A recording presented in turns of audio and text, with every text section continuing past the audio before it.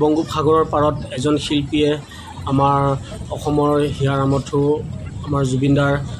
ছবিটো চাওকচোন কি সুন্দৰকৈ তেখেতে বালিৰ জৰিয়তে কোনো ৰং পেঞ্চিল ব্যৱহাৰ নকৰাকৈ কোনো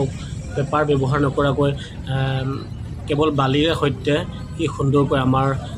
হিয়াৰ আমঠু জুবিনদাৰ কি সুন্দৰ এটা তেখেতৰ আলোকচিত্ৰ অংকন কৰিছে তেখেতে অকল বালিৰে বনাইছে চাবলগীয়া তেখেতক মই বহুত বহুত নমস্কাৰ জনাইছোঁ কিয়নো